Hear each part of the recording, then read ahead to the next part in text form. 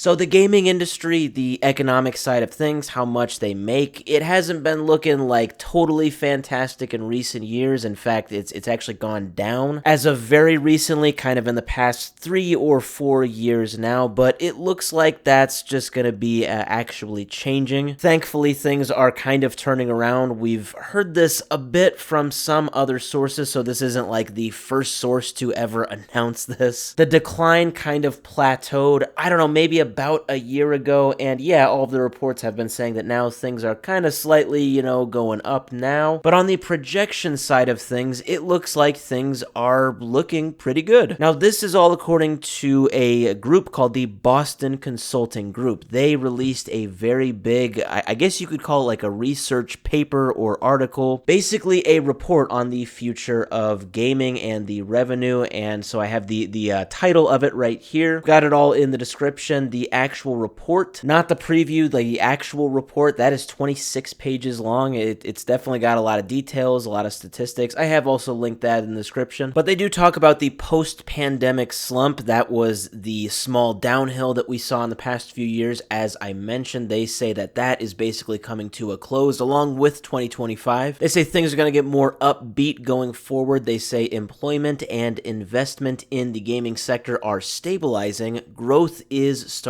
to pick up. As I said, things have kind of plateaued at the bottom. Now we're actually starting to see the uphill once again. So we got a little bit more info here. It's definitely quite a big study. They also call the post-pandemic slump the quote-unquote video game winter. I don't think I've heard that before. But yeah, that has basically lasted for about 3 years. I think that was about 2021 to 2024. And they say the end of that video game winter is imminent, although growth will not return to the rates achieved during the 2010s when the industry doubled in size in a decade. Now, I read that. I didn't really know if I should believe that or not. I just don't think I had ever really heard that before, but yes, it is actually true. It looks like in the 2010s, things absolutely exploded in growth for the video game revenue, not just from one sector, but globally. So this graph is from about 2 years ago from somebody called Visual Capitalist. Apologies if you can't see all the small text, but yeah, basically kind of the right side of that graph where it goes way up. That's the 2010s, and yes, it does basically double in revenue globally. If I'm looking at it correctly, the video game revenue globally goes from about 80 billion US dollars in 2010 to 160 in 2020. So yeah, it basically did double. They were right. So the projected growth, getting into the meat and potatoes of this whole study, it's